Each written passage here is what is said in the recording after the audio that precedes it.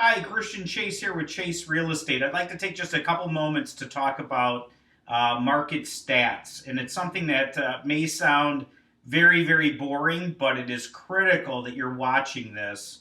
And on our website, chaseforeclosure.com, under the investor resources section, I have investor market stats, and you can see stats that are for the last 12 months for each individual municipality where we're buying properties at. And the one thing that you will see is that the inventory of homes is at an all-time low for homes that are on the market for sale. And this is a great thing for us investors. Now, I've been in the business for 21 years. I've been around the block now. I've seen the effects from the 9/11 attacks. I've been around in the 2008-9 and did very well at that time.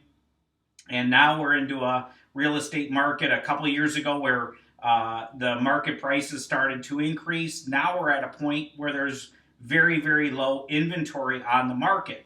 Now we're getting a ton of foreclosure properties, and that's good. We've got good relationships with the banks, the asset managers that we work for. They're giving us a good steady stream of properties in areas where we want to buy. But the one thing that you really have to pay very close attention to, and it may be boring for some, but for someone like myself, it's probably the most interesting part of what I do, and it is looking at how the market is trending. And so on Chase Foreclosure, I would encourage you to look at each individual municipality and what the inventory looks like. And that's something that you have to adapt to.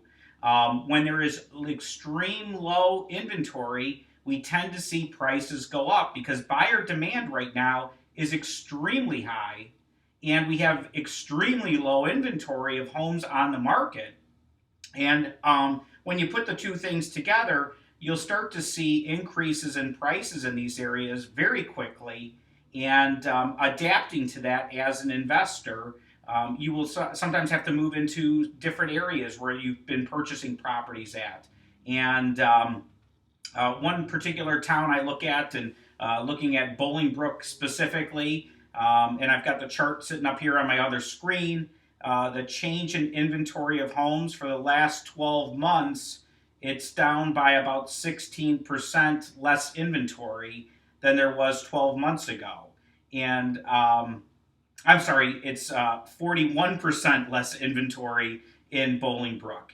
And that's a huge number of properties that are not on the market compared to 1 year ago. So we have a lot less competition, which ultimately means that when we go to put our home on the market, we're going to be able to get a little bit more for our property because the buyers have a lot less to pick from. So that's something to put into play. When in 2008, when the market was crashing, I was buying properties, and my investors were buying properties at that time, and we took advantage of that. And I was looking at the exact same charts at the exact same time, watching our market go down slowly. And I was buying and buying a little bit less in price, knowing that the property value was going to be valued less by the time we put the home on the market. Now we're at the other end where the property prices are slowly going up, and as a result, the end value, if I buy a property today, it's likely going to be worth more than what it is today when I put that home back on the market. And when there is an extreme shortage in inventory, we see a significant price increase on property. So this isn't going to last forever, but it is an opportunity over the next 12 months to take advantage of that. And as long as we've got these foreclosure properties coming in, which we have, which is nice. I think in the last few days, we picked up 9 new properties in the last 3 days, and throughout the Chicagoland suburban area. And they're in areas where inventory levels are extremely low. I've been paying very close attention to that and buying in those specific areas, so we can capitalize on inventory being very low. We can still be selective on where we buy our properties. I mean, there's enough properties that are out there to purchase, But if we can specifically buy in these areas where inventory levels are significantly lower, we're able to have a nice little play. And for the next year, you'll be able to enjoy this. Just like we did in 2008 and 9, I did extremely well in 8, 9, and 10 and 11.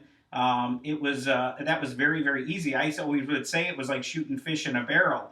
Well, we're coming back into those kinds of times right now where as long as you know how to understand and read the charts, and I'd be more than happy if someone had a question and you wanted to call and ask, what, how to interpret these, I would be more than willing to explain that to you. But I think they're pretty well laid out, and would you'd be able to figure this out pretty quick.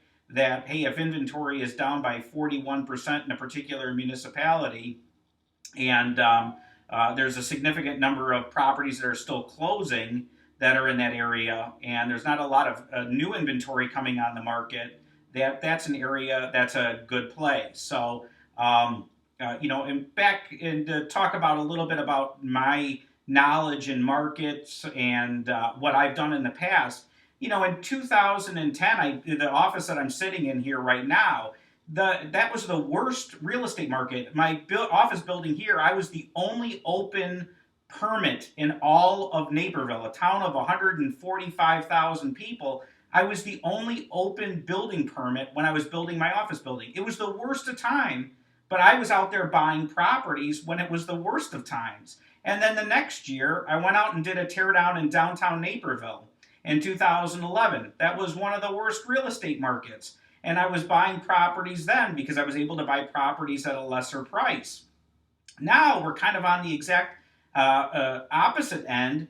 There's no inventory on the market, which means that property prices are going up. And so we're making some big moves right now into these areas and taking advantage of the market while we can. And then it will level itself out just like it did in 2012, 13, 14, and 15. We kind of saw a little leveling out.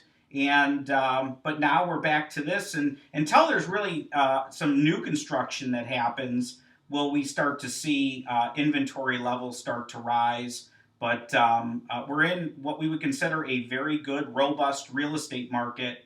And it's a time to take advantage of it. But you do have to think like an investor right now, and you have to look at what's happening in each individual market and make your decisions based on that. And like I said, you're always welcome to give me a call, and I'd help you interpret some of these charts. And if you're not a charts and graphs person like I am, it's not exciting stuff to look at, but it's something that I'm looking at every single day. And I would encourage you to do that. It's been on my website for years, and sometimes it's glossed over by investors, but I think it's one of the most important things that guides me on where I'm going, where I am buying right now, and where am I going to be buying in the future. So as always, you can give me a call and check it out on our website on chaseforeclosure.com, investor resources, and then you get down to market stats. Check that out. So thanks. Bye-bye.